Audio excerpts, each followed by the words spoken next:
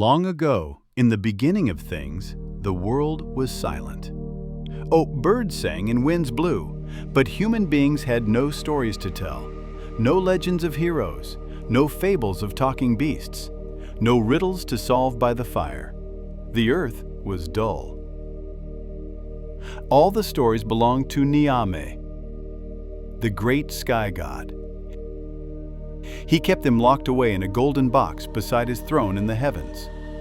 Down on earth lived Anansi the Spider.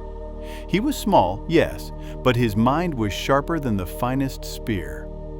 Anansi decided the world needed those stories, and he was the only one clever enough to get them. Anansi climbed his silken thread up to the Sky Kingdom.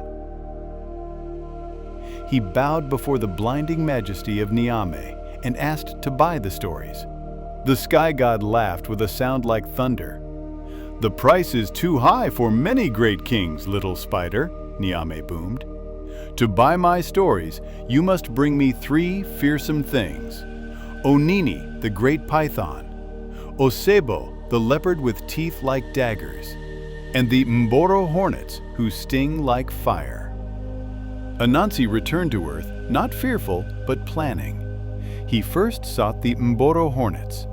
He found a large calabash gourd and cut a small hole in it. He then filled his mouth with water and climbed a tree near the hornet's nest.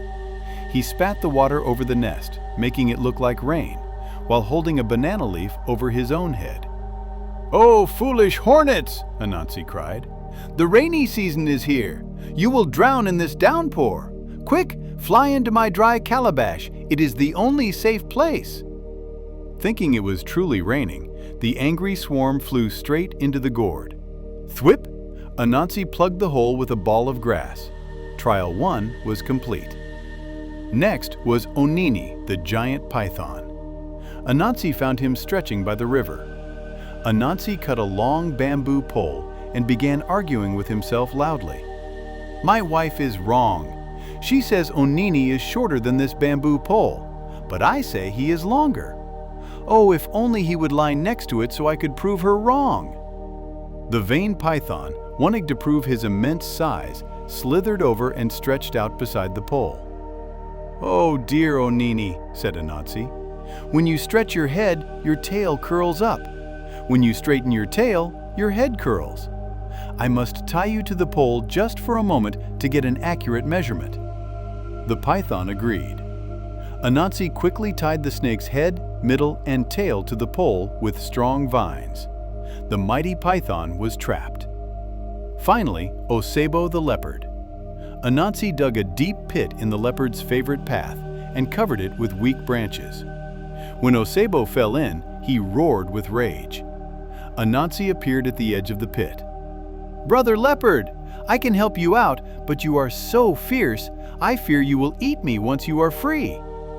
The leopard swore he wouldn't. Anansi lowered a rope made of vines. But as the leopard climbed out, Anansi used his speed to spin the rope around and around the leopard, tying him up tighter than a drum before his paws even touched the ground. Anansi hauled his 3 prizes back up the web to the sky god. Nyame was astounded. No warrior had ever succeeded, yet a small spider had done it using only his wits. "Great warriors have tried and failed, but you, little Anansi, have paid the price," Nyame said. "From this day on, my sky stories belong to Anansi. They shall be known forever as Spider Stories." Anansi brought the box back to Earth. When he opened it, stories of heroes, monsters, tricks, and wisdom flew out to every corner of the world. And that is why, to this day, we have tales to tell around the fire. This is my story which I have related. If it be sweet, or if it be not sweet, take some elsewhere, and let some come back to me.